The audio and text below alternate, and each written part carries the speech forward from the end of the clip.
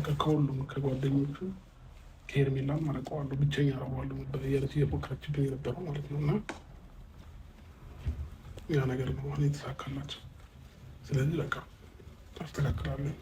ይቅርታውን እቀበላለሁ፣ ግን ደግሞ ተመልሰን አብረን መሆን አንችልም። ሄርሜላ በዚህ ሀሳቧ ብትጸና ቆንጆ ነበር። አብርሽ ብዙ ነገር ይማር ነበር። ነገር ግን ሄርሜላም እያስመሰለች ነው። ሄርሜላም ፍላጎቷ አብርሽ እንዲመለስላት ብቻ ነው። ከዚህ በፊትም ብዙ ጊዜ ብላለች። አብርሽም ፍላጎቱ ይሄ ነው። ነገሩ ከሩታ እንዲመጣ ፈልጎ ነው እንጂ ይሄ ነበረ ፍላጎቱ። እሱ ያጠፋውን ጥፋት በሙሉ እስከዛሬ ድረስ ሲሰራ የነበረውን ነገር በሙሉ ወደ ሩታ ሀሳብን እንድናልፍ ነበር የፈለገው እንጂ ይህንን ነገር ሳይፈልግ ቀርተው አይደለም። ቤተሰቦች እሱ ሰበበኛ መባል፣ የትዳሩ መፍረስ፣ የሰላም ማጣቱ ሰበበኛ አብርሽ ነው እንዳንለው ፈርቶ ነው እንዲህ አይነት ድራማ የሚሰራው። ቤተሰቦች ሄርሜላ የፈለገ ነገር ብትል ዛሬ ላይ አለች እንጂ ነገ ተመልሳ መምጣቷ የማይቀር ነው። ቤተሰቦች አብርሽ የሚያስነካቸው ነገር አለ፣ ሴቶቻችንን የሚያስነካብን ነገር አለ ሲመስል እየሄደ እንደፈለገ እየሆነ ዛሬ የሆነ ድራማ ይሰራል፣ ነገ የሆነ ነገር ያደርጋል፣ ተመልሶ ይመጣና ደግሞ በይቅርታ ሊመለስ ይፈልግ። እንዴ ቤተሰቦች እንዴት ነው እንደዚህ ይቻላል? ያንተስ ባሰ፣ ያንተስ ከፋ።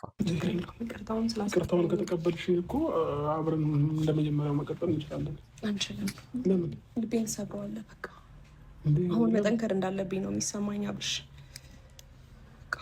ለጠላት ያሰበው እንዲሳካለት ነው የምፈልገው። ሩታ ጠላት አይደለችም። ሩታ እመኑ ቤተሰቦቼ ትዳሯን ለማስተካከል ሌት ተቀን የምትለፋ ሴት ነበረች። ነገር ግን የሰው ወሬ በመስማት የሶስተኛ ወገን የሚባሉትን በመስማት ነው እዚህ ደረጃ የደረሰችው እንጂ ይህንን ነገር ሆን ብላ በራሷ ፍላጎት ተገፋፍታ ያደረገችው አይመስለኝም። ምክንያቱም ቤተሰቦቼ እስከዛሬ ድረስ ታደርግ ነበር። እስከዛሬ ድረስ ጊዜ ነበራት እንዲህ አይነት ነገር ለማድረግ፣ እንዲህ አይነት የበቀል ስሜት ወይም ደግሞ የበቀል ስራ ለመስራት ከዚህ በፊት ብዙ ጊዜ ነበራት። ነገር ግን ያንን ሁሉ ጊዜ ታክሳ የሰው ወሬ በግፊት ተነሳስታ ነው ይህን ነገር ያደረገችው እንጂ ሆን ብላ ፈልጋ አይመስለኝም። ቢሆንም ደግሞ በራሷ ፍላጎት ቢሆንም ትልቅ ጥፋት ነው። ነገር ግን አብርሽ እስከዛሬ ድረስ ከሰራው አብርሽ እስከዛሬ ድረስ ከሚሰራው ስራ የሩታ አይከብድም። ቤተሰቦች አብርሽ ከሩታ ጋር ታርቆ ነበር። በባለፈው ታርቀናል፣ በቃ ከዚህ በኋላ ሄርሜላ ሲል የነበረው ሲያስመስል እንጂ ነገ ተነስቶ እንዲህ አይነት ነገር መጀመሩ አይቀርም ነበር። ሄርሜላ ጋር መምጣቱ አይቀርም ነበር። ይቅርታን ተቀብያለሁ።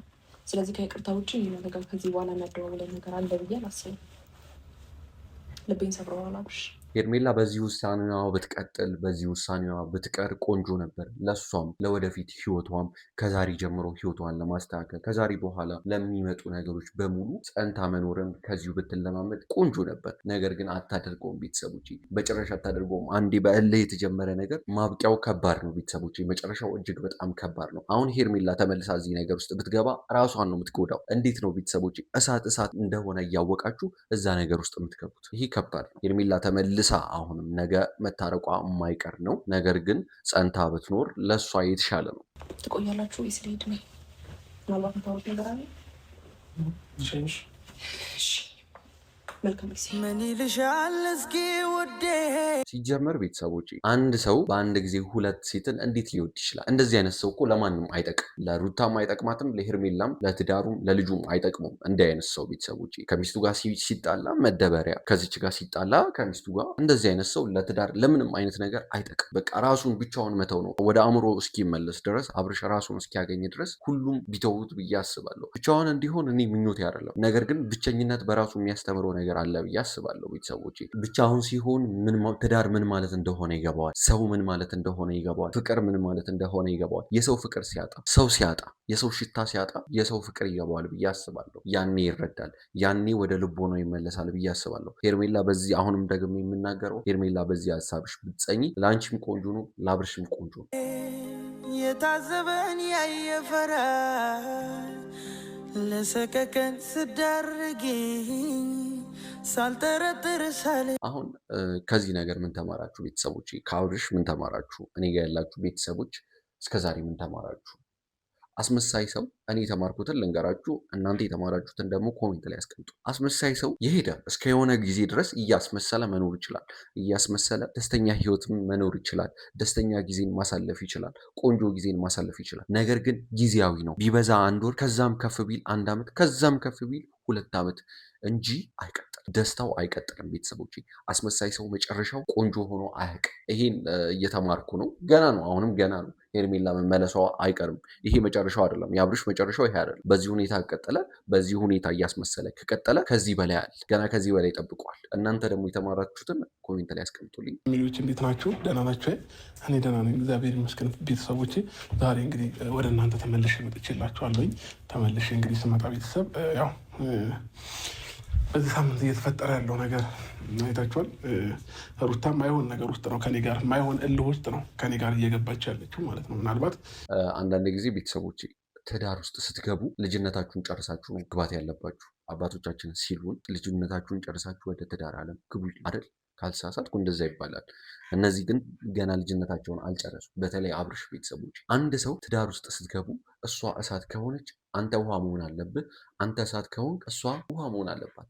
ትዳርን በዛ ሁኔታ ነው ማስቀጠል የሚችለው። ሩታ በብዙ ነገር በብዙ ብስጭትና በብዙ ንዴት እዚህ ደረጃ ደርሳለች አይደል? ይህንን ነገር አድርገዋለች። ነገር ግን እሱም በእልህ ተነሳስቶ እልህ ውስጥ መግባት ሳይሆን ያለበት ኦፍኮርስ ይገባኛል።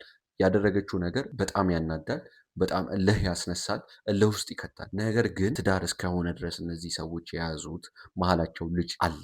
ለልጃቸው ሲባል ከሁለት አንዱ ውሃ መሆን አለበት። ሩታ ያንን ነገር በንዴት ተነሳሳ አድርጋለች።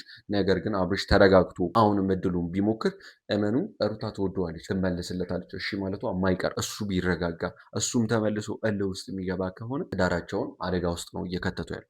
ውሎ ባደረ ቁጥር እልህ ውሎ ባደረ ቁጥር የሚያሳድጉት መሀላቸው የሚያሳድጉት እንደ ልጅ ነው የሚያድገው። እልህ የሚያሳድጉት እልህ ነው ማለት ነው ቤተሰቦች። ስለዚህ አብርሽ አሁንም ቢሆን ማድረግ ያለበት እልህ ውስጥ ሳይሆን መግባት ያለበት ተረጋግቶ እንደ ትልቅ ሰው እንደ አንድ የልጅ አባት። እሷ እሳት ናት። በዚህ ሰዓት ንዴቷ ያ ሁሉ ጊዜ ንዴት ምን አይነት ስሜት ላይ እንዳለች ሁላችሁም የምታውቁት። አብርሽ በዚህ ሰዓት እንደዚህ አይነት ስሜት ላይ ሳይሆን መሆን ያለበት ውሃ ማቀዝቀዝ ነው ያለበት፣ ሩታን ማቀዝቀዝ። እንደዛ ነው ማስበው። ይህንን ቪዲዮ በደንብ ታይዋለሽ ብዬ አስባለሁኝ።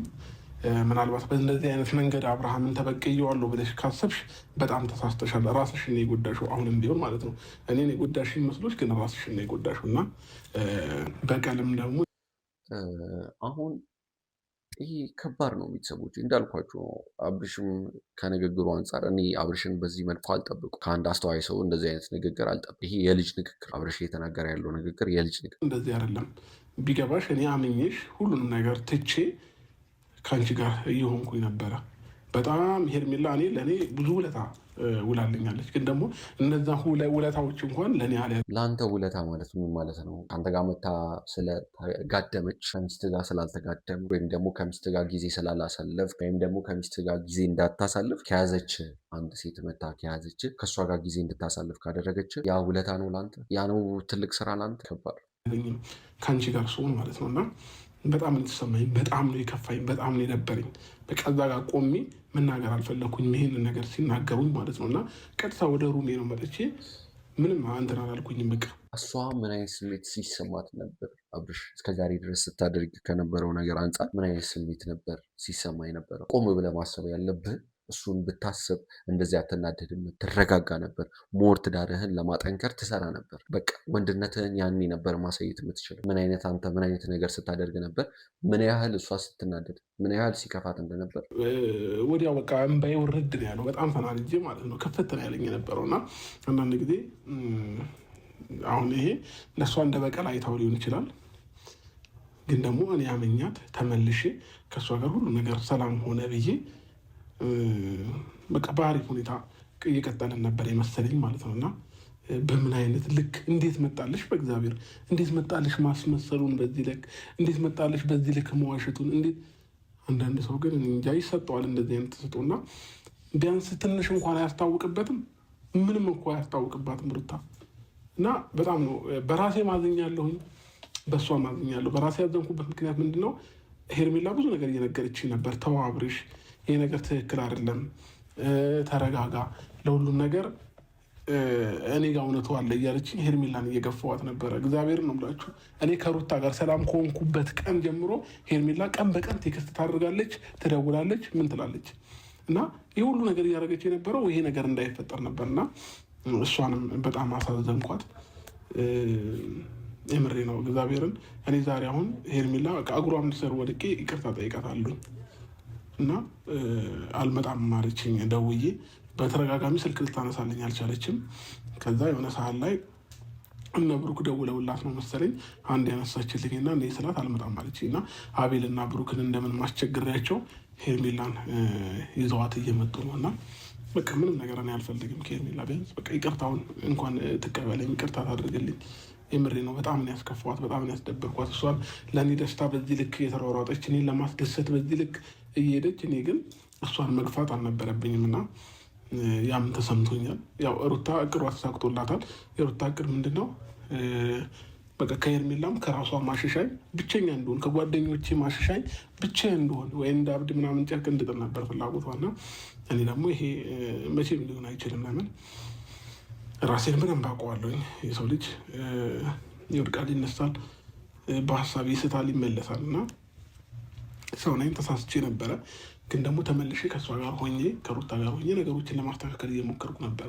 ኢቨን ሄርሜላ በቃ እንደሚከፋት እንኳን እያወቅኩ እየገፋዋት ነበር። ግን የሁሉ እንኳን ገፍቻት አብርሽ ተው፣ ይህ ነገር ትክክል አይደለም፣ እየሄድክበት ያለው መንገድ ትክክል አይደለም፣ ሩታ ለዚህ የፈለገች እኔን ለማናደድ ነው፣ እልህ ይዘዋት ነው ምናምን እያለች ብዙ ነገር ነበር እያወራችኝ የነበረው። እኔ ግን ምንም አልተቀበልኳትም ነበርና በቃ እኔ አሁን ይዘዋት እንደመጡ ይቅርታ ነው መጠየቅ የምፈልገው። በቃ በጣም ደብሯታል፣ በጣም አዝናለች።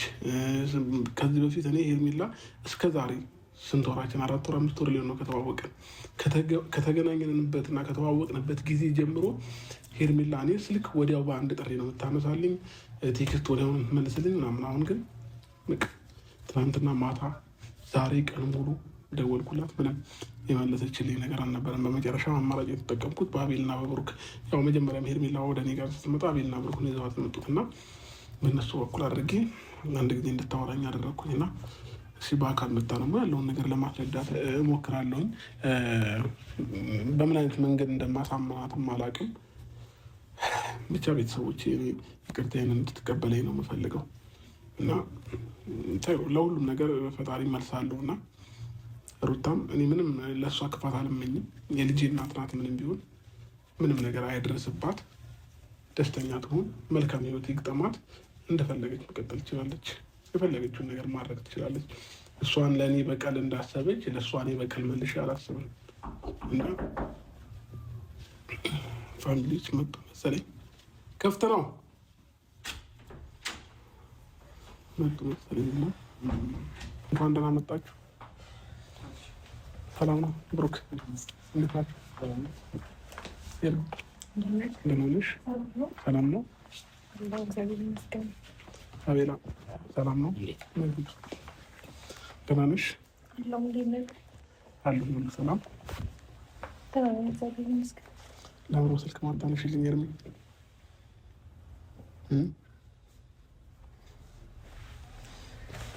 ኤርሚ ጨከንሽብኝ እንዴ?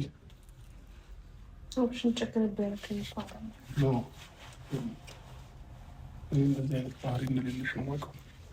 ሁሌም ለአንተ ደስታ ነው የምኖረው። እኔ እስከ መጨረሻው ድረስ ከእኔ ጋር ሆንክም አልሆንክም ደስታን ብቻ ነው የምፈልገው እና ከአንተ ደስታ ጋር ነው መኖር የምፈልገው ብለሽ መልኩ ሁሉ ነገር ቀረ ማለት አብሽ ሰውም ይደክመዋል እኮ ማለት ትረዳኝ ሞክር። ሰውም ትዕግስቱ ያልቃል። ገባክ? እኔ እንደዛ እየለፋውልክ፣ እኔ እንደዛ እያስረዳውክ፣ እኔ በዛ ልክ እንደዛ ስነግርህ እኔም በመጥፎ ወይም ደግሞ ስለምትወደኝ ወይም ደግሞ ስለምታፈቅረኝ ነው እንጂ ብለህ ሀሳቤ ልትቀበለኝ አልቻልክም።